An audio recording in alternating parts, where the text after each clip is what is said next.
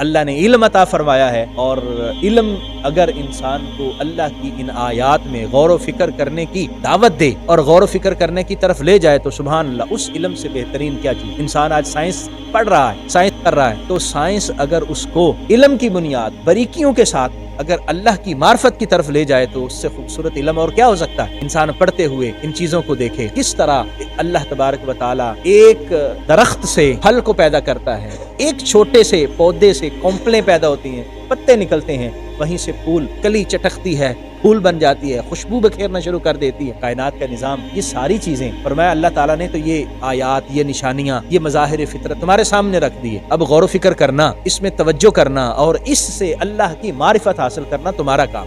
اللہ کریم کو کائنات کی ہر چیز پر غلبہ حاصل ہے، وہ جیسے چاہے، جس کو چاہے، جس طرح چلائے، وہ اس کی مرضی ہے۔ جب سے کائنات بنی ہے، جب سے یہ سورج، چاند، آسمان و زمین بنے ہیں، اللہ کریم کے حکم سے ویسے چل رہے ہیں۔ سورج بھی نکل رہا ہے، چاند بھی طلوع ہو رہا ہے، ستارے بھی طلوع ہوتے ہیں، اور سارے اپنے اپنے اللہ کریم کے مقرر کردہ جو دائرے ہیں اس کے مطابق چلتے رہے، اور پھر اللہ کریم جانتا ہے سب کو، کیونکہ چیز کو، نظام کو سنبھالنے کے لیے علم ہونا بھی ضروری ہے نا۔ آپ کسی چیز کو جانتے نہیں، آپ اپنے گھر کے سسٹم کو جانتے نہیں ہیں، تو آپ چلائیں گے کیسے؟ جانتے ہیں تو چلائیں گے، تو علم بھی ضروری ہے۔ تو کائنات کا نظام جو چل رہا ہے وہ مالک کے غلبے کی بنا پر، اس کی قدرت کی بنا پر اور اس کے علم کی بنیاد پر چل رہا ہے۔ اس مالک کے پاس سارے علم بھی ہیں اور اس کے پاس غلبہ بھی۔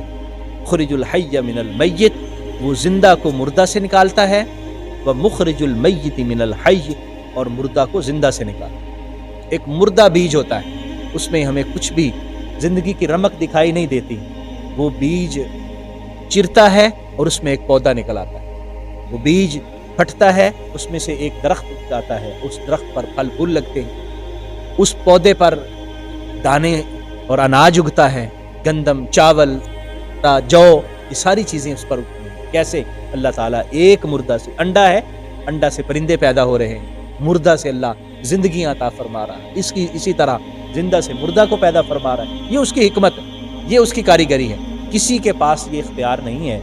حضور صلی اللہ علیہ وآلہ وسلم نے فرمایا کہ آدمی کو دیکھنا چاہیے کہ وہ کس سے محبت کر رہا ہے۔ المرء مع من احبہ، آدمی جس سے محبت کر رہا ہے اس کے ساتھ ہو، تو اس کی محبت کدھر ہے، کس کے ساتھ ہے، اس کو دیکھنا چاہیے کہ کیا اس کے کوئی کام آنے والا بھی ہے۔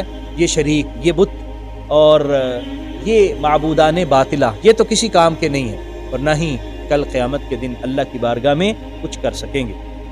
نبی کریم صلی اللہ علیہ وآلہ وسلم نے ارشاد فرمایا تھا کہ انسان اس دنیا میں تنہا آتا ہے، اور جب اس دنیا سے جاتا ہے تو تین چیزیں اس کے ساتھ چلتی ہیں، ایک اس کے اہل و عیال، ایک اس کے اعمال، اور ایک اس کا مال۔